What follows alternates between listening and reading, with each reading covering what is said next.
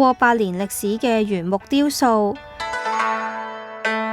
工藝精巧嘅瓷畫、玻璃擺設，屋內唔少裝飾都係屋主嘅祖父多年前收藏至今，具有紀念價值。點樣配搭成為今次室內設計嘅重點。因為主要都係一啲嘅中式元素嘅一啲收藏品，咁而亦都有好多啲畫作啊，一啲嘅擺設，咁所以今次咧，我哋喺設計方面咧，咁我哋都想將一啲嘅收藏品咧，就去融合翻我哋一啲現代嘅設計嘅感覺啦。咁所以我哋譬如喺物料方面啊，或者喺啲線條咧，咁我哋都會行翻一啲比較現代 modern 嘅效果，咁而亦都咧可以突顯翻佢一啲嘅擺設。屋主選購嘅現代感家具，例如玻璃茶几、鋼琴，亦都可以融入設計當中。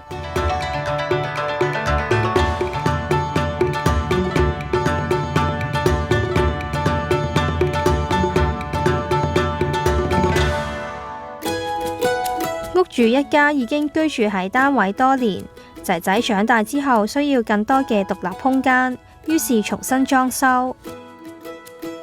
入屋玄關嘅位置咧，因為我哋都做咗一個雲石紋嘅地磚啦。咁因為呢個位置咧就損耗比較大，咁所以我哋都會建議咧選用翻一啲比較耐用嘅物料咧去做地台。咁而喺大廳嘅位置啊、走廊房咧，我哋都係建議用咗一啲嘅木紋嘅地板。全屋以大地色調為主，運用大量木飾面，牆身同台面加入雲石紋，提升整體格調。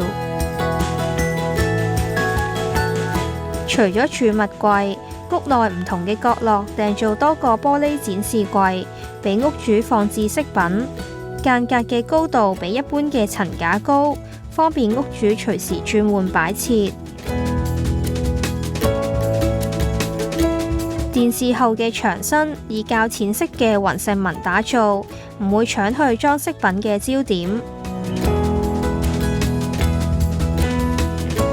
屋主有一盞收藏多年嘅水晶吊燈，設計師選擇放喺飯廳嘅位置。因為水晶燈咧同中式嘅擺設咧，即係好似有啲唔係好吻合啊。咁但係所以我哋就變咗咧，我哋喺揀餐台嘅時候咧，我哋都建議就譬如可能揀翻一啲雲石嘅紋路啊，咁而變咗可以貫通翻成個整體嘅設計。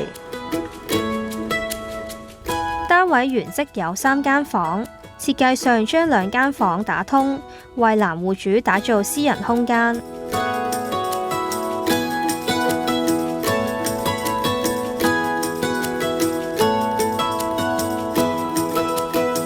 房門改造為磨砂玻璃趟門，引入更多嘅自然光線到走廊，同時可以保留私隱度。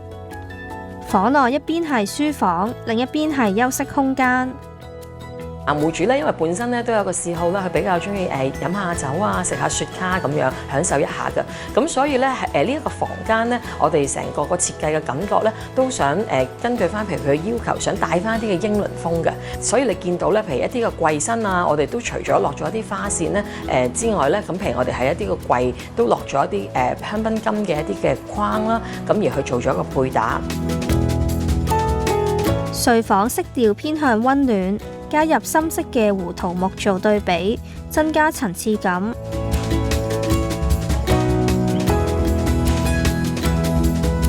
借用酒櫃後方嘅空間，額外打造咗一個小型衣帽間。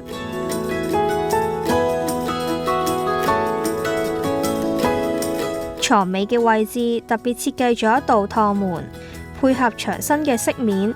美觀之餘，夜晚瞓覺嘅時候亦都有遮光嘅功能。